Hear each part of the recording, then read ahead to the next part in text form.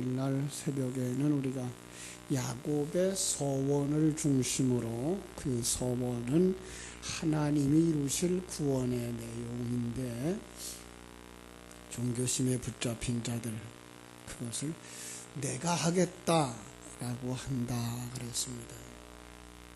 그것은 사람들이 이룰 수 있는 내용이 아니고 하나님만 이룰 수 있는 내용이라 그랬죠. 베델, 하나님의 집, 천국으로 돌아오게 하는 것은 하나님의 일입니다. 그렇습니다. 하나님이 나의 하나님이 되고 내가 그의 하나님 백성이 되는 것, 하나님이 나의 하나님이 되고 내가 그의 아들이 되는 것 역시 하나님이 하시는 일입니다. 성전으로 완성되는 일, 하나님이 우리와 함께 하시는 곳, 성전이죠. 우리가 하나님 앞에 들어갈 수 있는 것이 아니라 하나님이 오셔서 우리를 완성시키는 일, 역시 하나님이 하시는 일. 온전한 11조, 역시 하나님이 하나님의 생명을 불어넣어 주신 자만 깨닫고 하나님과의 온전한 혼물을 통해서 완성되는 것. 예수 그리스도를 통해서 완성되는 것 역시 하나님이 하시는 일이죠. 그런데 이제 오늘은 그 야곱의 일생을 하나님은 왜 허락하시는가? 아니 그렇게 하나님이 다 이루신다면 왜 하필이면 야곱을 고난의 길로 인도하시는가? 왜 하나님이 우리를 사망의 음침한 골짜기를 지나게 하시는가? 창세기 1장으로 말하면 왜 하나님은 저녁이 되며 아침이 되는 하루를 시작하시는가? 그죠? 그것은 야곱에게 하나님의 임재 속에서 하나님과 함께 사는 것이 가장 행복하다고 하는 것을 깨닫게 해주려고 하는 거예요.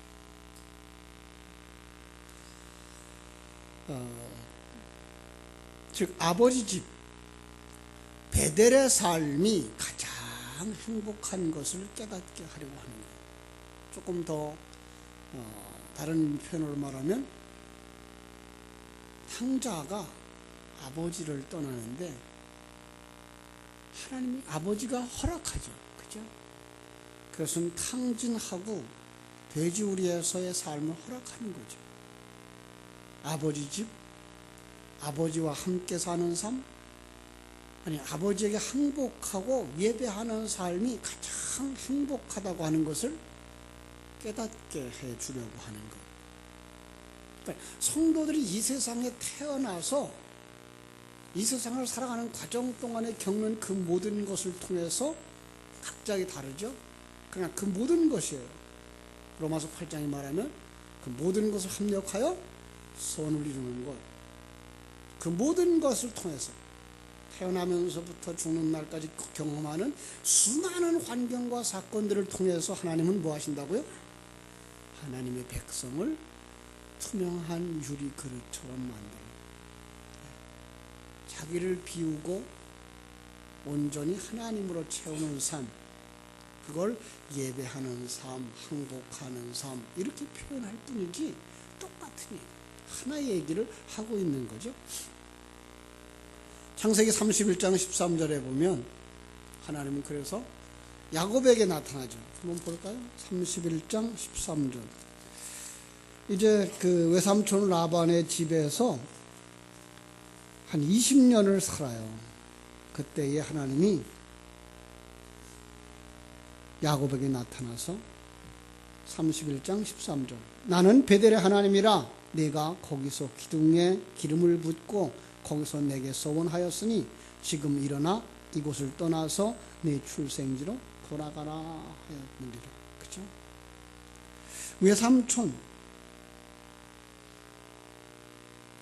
외삼촌의 집은 그럼 뭘 상징할까요? 세상이죠, 세상. 그래서 거기서 그렇게 속고 속이는 일들이 일어나는 거예요. 야곱도 외삼촌 속이고 외삼촌도 야곱 속이고, 그죠? 거기가 세상이고, 탕자의 비유로 말하면 거기가 돼지우리간이고. 그런데 왜 거기를 들어갔어요? 자기 아내 통해서 아들을 낳으라. 죽도록 고생하죠. 10번이나 외삼촌한테 속임을 당했다. 10번. 완전히 속임을 당한 거죠. 35장 1절에서도 똑같은 말로 얘기해요. 일어나라. 베델로 올라가라. 베델 어디예요? 하나님의 집. 아버지 집. 왜요? 너는 이 세상에서 영원히 살 존재가 아니야. 너는 이 세상에서 영원히 살 존재가 아니야. 시간적, 공간적으로만이 아니고 그것은 옛사람의 욕망을 따르는 삶에서부터 일어나라 라는 거예요. 오늘 우리 속에 들어오신 하나님은 우리에게 늘 말씀하시죠. 옛사람 쫓아가지 마라. 거기서 나와. 거기서 나와. 어제서 예배에서는 그걸 어디라 그랬어요? 바벨론에서 나와. 그게 바벨론에 포로되어져 들어간 모습이라고. 하나님의 백성들인데도 불구하고 하나님의 백성들이 세상을 쫓아가는 모습을 보면서 그걸 하나님의 이름을 더럽힌 삶이고 바벨론에 포로된 삶이라고 말하고 있는데, 신약 성경에 와서는 그걸 갖다가 세상을 사랑하는 삶, 옛사람을 따라가는 삶, 그걸 갖다가 또 에베소서에는 뭐라 그래요? 공중 권세를 따르고 거기서 죽은 자의 삶을 산다 이렇게 말하고 똑같은 얘기를 하는데 각양의 다른 표현들을 통해서 계속해서 우리에게 반복해서 설명하고 있는 것이지, 그걸 갖다가 그냥 아버지 탕자의 아버지 집은 아버지 집이고 베델은 베델이고 바벨론은 바벨론이고 이렇게 지역적으로만 말하면 우리는 거기서 자기 좋은 것만 꽃감 빼먹듯 빼먹으려고 그러지 자기의 모습을 보려고 하지 아니하고 자기의 모습 속에서 옛사람 벗어버리고 새사람으로 가려고 하는 도전도 시도도 하지 않는단 말이에요.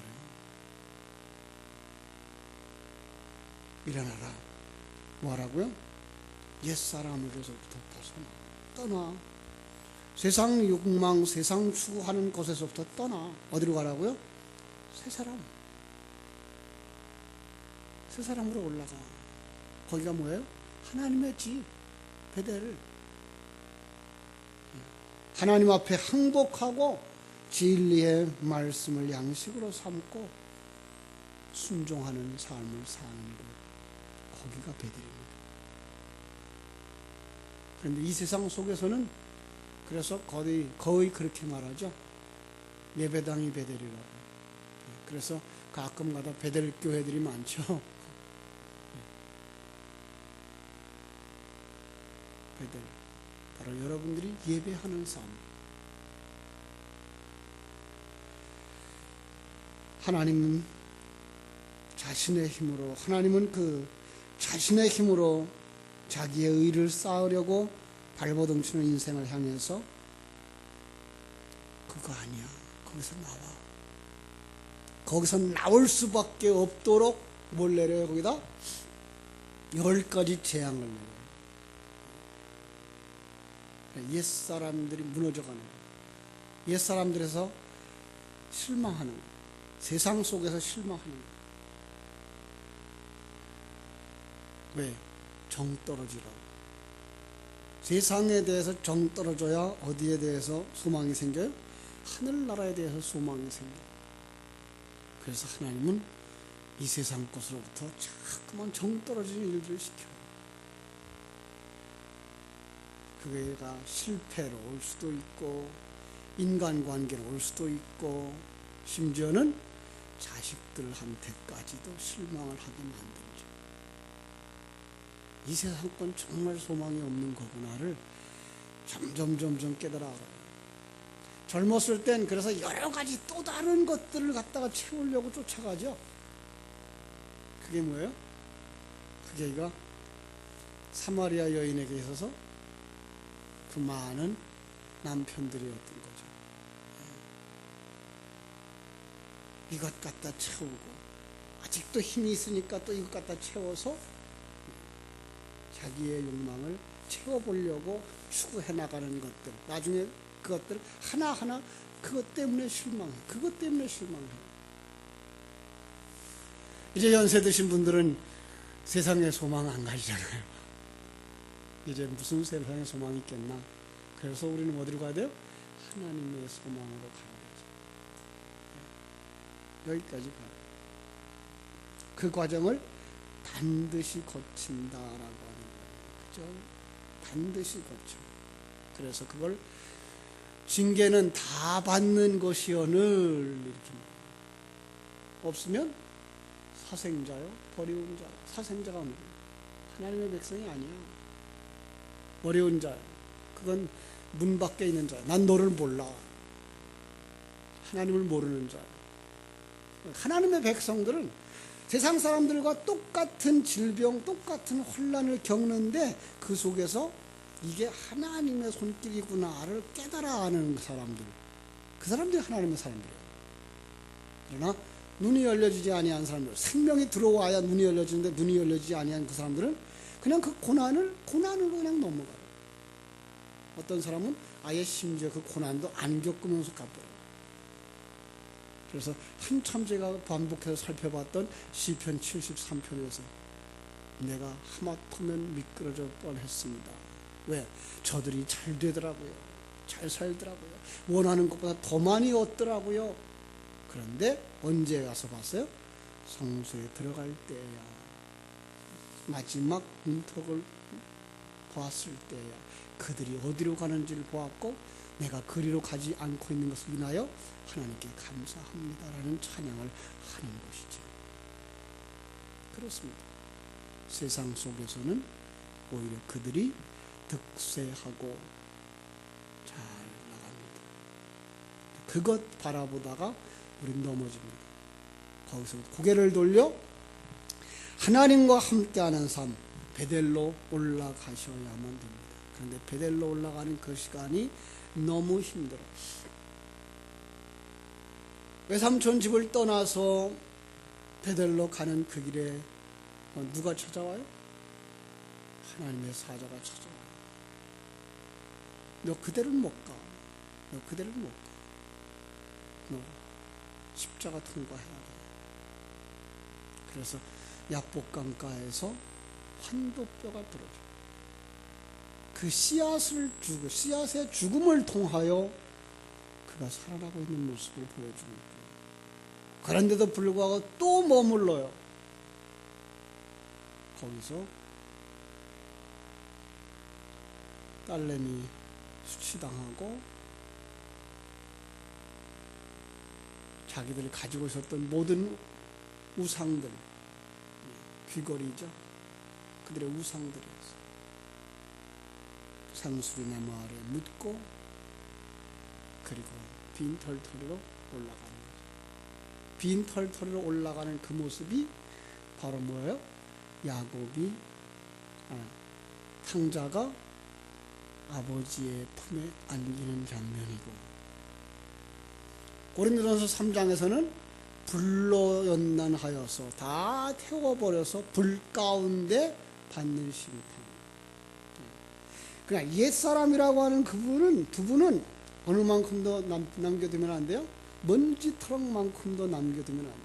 거기에는 완전히 성령의 불로 태워서 정련시켜가지고 깨끗하게 만들어가지고요 천국에 들어가는 거예요.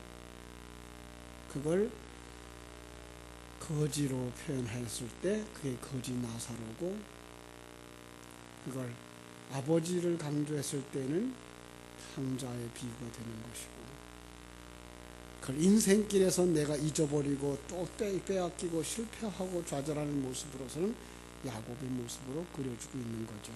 그렇습니다. 그 그걸 하기 위해서 하나님이 창세기 32장에서 찾아와서 야곱과 씨름해요.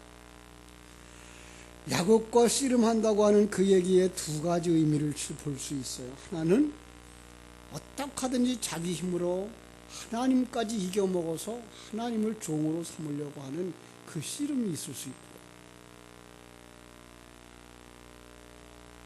하나님이 우리를 무너뜨리는 씨름일 수 있고요. 그런데 거기서 아예 이름을 주어버려요. 이제는 야곱이라 하지 말고 이스라엘이라 하라. 이스라엘 어떤 게 이긴 자예요? 거기서 이겼어요? 졌어요. 성경 속에 나오는 이기는 것은 그냥 싸움에서 그를 밟고 그 위에 서는 게 이김이 아니고, 예수님이 십자가에서 승리하신 것처럼 옛사람을 내려놓는 게 이기는 거예요. 옛사람이 지는 것이 이기는 거예요. 그걸 갖다 성경 속에 또 다른 말로 말하면 작은 자가 천국에서 큰 자라라고 말하는 거죠. 그렇습니다. 환도뼈가 부러지죠. 그렇죠? 그 자손을 통해서, 예수 그리스도를 통해서 구원받는 십자가와 부활을 의미하는 거고요. 그때의 축복을 구해요. 또 축복을 구해요. 여러분, 이 앞에서 그가 추구했던 축복과 이 뒤에서 추구하는 축복을 같은 걸로 보시면 안 돼요.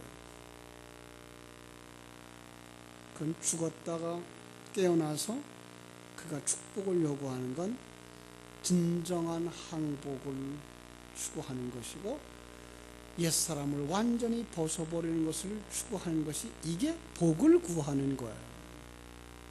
이게 창세기 12장 1절로 3절에서 약속된 복이고, 15장 17장 계속해서 반복했던 복이고, 이삭에게 약속하고 야곱에게 약속한 복이에요. 그러니까 성경을 우리가 아는 그 세상적인 개념 가지고 들어가서 읽으면 다른 답을 못 찾아요. 성경적인 안목을 가지고 들어가서 보셔야만 그가 구했던 복, 첫 번째 복과 두 번째 복, 다른 것을 알 수가 있어요. 왜냐하면 그는 이제 환도뼈가 부러지는 죽음을 통과한 자예요. 죽음을 통과한 자가 아직도 세상 것 추구하고 있으면 어떡하겠어요? 아니죠. 그래서 그때부터 그는 지팡이를 의지하는 삶을 살게 되는 것이고, 그때부터 이름이 이스라엘로 바뀌어진 거예요. 그런데 이스라엘로 바뀌어졌는데 불구하고 어떤 때는 하나님이 아직도 야곱아라고 불러요. 왜? 아직도 옛사람이 남아있기 때문에. 신약에 나와서도 이름을 바꿔준 사람이 있죠. 시몬 베드로죠. 그죠? 그런데 가끔 가다가 예수님도 그를 뭐라고 불러요? 시몬아라고 불러요. 왜? 넌 아직도 요 모습 가지고 있는 놈이야 라는 모습이에요. 마땅히 오늘 우리가 성도로 살아야 되는데 아직도 야곱의 모습이 나온다. 아니, 아직도 정도가 아니에요. 매일을 그냥 야곱으로 살아요. 남을 넘어뜨리려고 세상 것 취하기 위해서 속이고 거짓말하고 하는 것.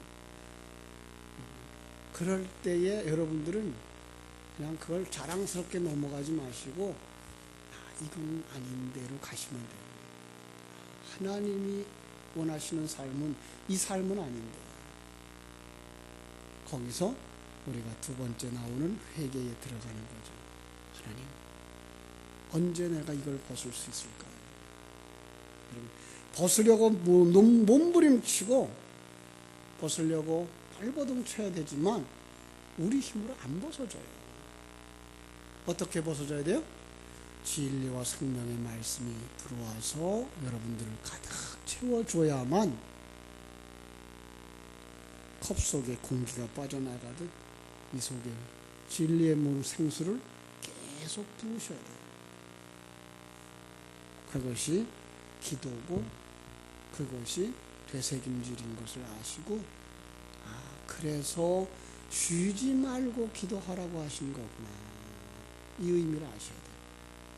그래서 우리가 되새김질, 내 안에 있는 것, 새벽 예배 때 들은 말씀, 주일날 들은 말씀 늘 묵상하면서 그것이 내 것이 돼야 돼요.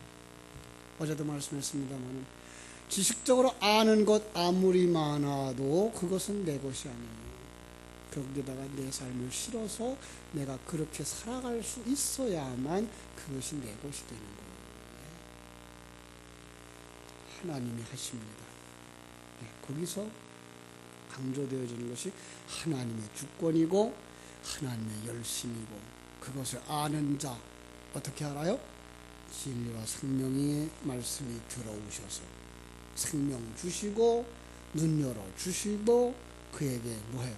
그의 나라와 의를 구하게 하시니까 그가 영생을 얻은 자요, 그가 새로운 피조물이요, 그를 예수님을 영접한 자라고 말하는 것이고, 그가 거듭났다라고 성경은 말하고 있는 거죠.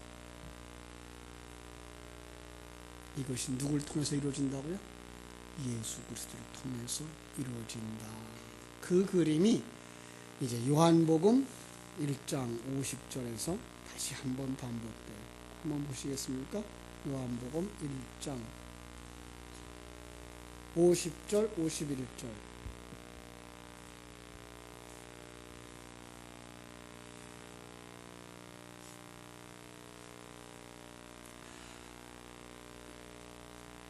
찾은 줄 알고 읽어드려요. 예수께서 대답하여 이르시되 내가 너를 무화과 나무 아래에서 보았다 함으로 믿느냐? 이보다 더 큰 일을 보리라. 또 이르시되 진실로 진실로 너희에게 이르노니 하늘이 열리고 하나님의 사자들이 인자 위에 오르락 내리락 하는 것을 보리라 하시니라. 자, 어떤 그림과 같은 그림이죠? 베델에서 야곱이 바라본 하늘에서부터 어디까지, 땅까지 뭐가 내려왔어요? 사닥다리가 내려왔고 천사들이 내리락 오르락이 맞아요. 사실은 하늘에서부터 내려왔다 올라가는 거지 땅에서부터 올라갔다 내려오는 게 아닌데, 우리 그냥 읽기 좋게 오르락 내리락 그러는데 사실은 내리락 오르락이 맞아요. 내려왔다 올라가는 거죠. 그런데 구약 성경의 창세기에서는 그게 뭘로 되어 있어요? 사닥다리로 되어 있고, 신약에서는 그게 누구로 되어 있어요? 인자, 나야 나, 예수예요, 예수. 그렇죠? 그렇습니다. 하늘과 땅을 연결하는 사닥다리가 예수 그리스도예요. 그 위로만 하나님의 사자가 내려와요. 유태인들은 이걸 영웅시해가지고 야곱을 아주 강조해요.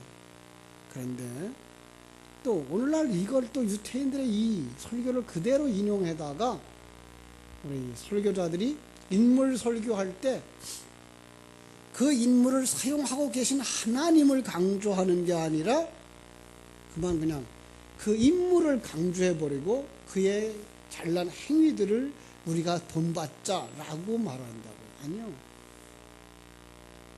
그 야곱은 정말 볼품없는 놈이었는데 그를 들어서 그가 하나님의 사람이 되게 하는 그 하나님을 볼 수 있어야 돼요. 우리가.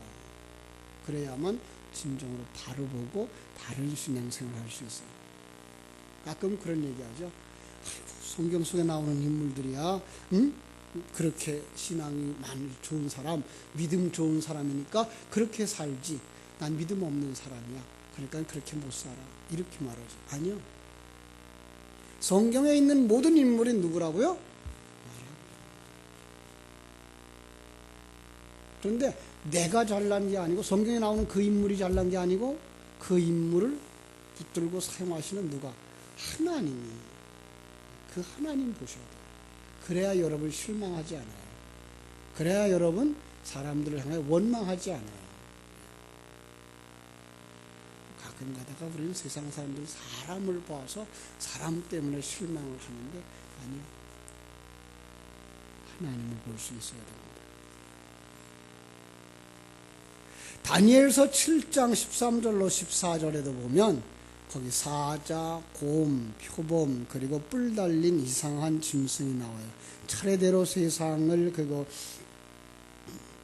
지배하면서 하나님의 백성들을 못 살게 구는데, 그 환상 후에 어전회의가 열리고 왕좌들이 나와요. 즉 하나님이 좌정하시고 그 앞에 수많은 천사들이 예배하고 섬기고 심판하고 마지막에는 그 짐승들을 멸망시키는 걸 보는데요. 거기 한 사람이 출연해요. 누군가 하면 인자 같으니, 인자 같으니, 아들 같으니. 그 인자가 구름 타고 하나님께로부터 와서, 하나님으로부터 와서 권세와 영광과 나라를 받는 것을 보여줘요. 이게 다니엘서 7장의 이야기예요. 거기서 구름 타고 오는 것, 신적인 존재예요. 그러니까 하늘에서부터 내리락 오르락 하는 자신도 누구예요? 그것도 예수예요. 천사들이 아니고 그것도 예수. 왜 오르락 내리락 해요? 내리락 오르락 해요? 우리를 구원하시려고. 그래서 우리의 통로가 되시고, 그게 뭐예요? 길이요 진리요 생명이 되시고, 그 위로 일하시는 제사장도 되시고, 그 일을 이루시는 제물도 되시는, 그걸 그냥 그 그림 하나에다가 다 올려놓은 거. 그렇습니다. 그럼 여기에 나오는 짐승들은 누굴 것 같아요? 많은 사람들이 세상의 왕들 혹은 세상의 그 악했던 4명의 왕들 이렇게 표현하는데, 여기 있는 왕이에요. 여기 있는 왕. 옛사람이에요. 물론 세상 속을 향하여서 사단의 세력으로 그렇게 표현할 수 있어요. 근데 더 중요한 건 여기 있어요. 여기. 하나님은 이 옛사람을 몰아내려고 어디 오셨어요? 여기 왔어요. 속사람으로 오셨어요. 속사람으로 오셔서 옛사람 짐승들을 몰아내고 계신 거죠. 그죠? 그 또 하나의 그림이 뭐예요? 금신상. 그죠? 금신상 속에 있는 그 금신상을 누가 무너뜨리죠? 사람이 뜨지 아니한 돌. 채석장에서 사람들이 뜬 돌이 아니라 사람이 뜨지 아니한 돌. 그 돌이 누구예요? 성경 속에 나오는 돌 대부분이 상징하는데 예수죠. 그 예수가 와서 무너뜨려요. 우리의 옛사람 누가 무너뜨려요? 그것 이길 것 같지 않은 진리와 생명의 말씀이. 그래서 그 말씀은 어떻게 들어와요? 작은 돌이 점점 커져요. 진리의 말씀이에요. 진리의 말씀은 우리 속에 들어와서 점점 커지면서 비진리, 옛사람, 율법을 몰아내고 자기중심적인 우리의 모습을 몰아내면서 우리를 완성시켜 가는 거예요. 그렇죠? 이것이 야곱이 베델에서 꾼 꿈인 거예요. 이 꿈이 오늘 우리에게서 실현되고 있다는 사실을 살피면서 어떻게 그 속에서 승리할 수 있을까? 진리와 생명의 말씀을 추구하고 그토록 의지했던 것들, 세상 것들 버려라. 그리고 어디로 가라? 베델로 올라가라. 하나님은 진리의 말씀, 영원한 천국으로 나아가라 라고 하시는 음성을 듣고 오늘도 진리와 생명의 말씀을 묵상하고 되새김질하는 하루 되어지기를 주님의 이름으로 축원합니다. 기도하겠습니다.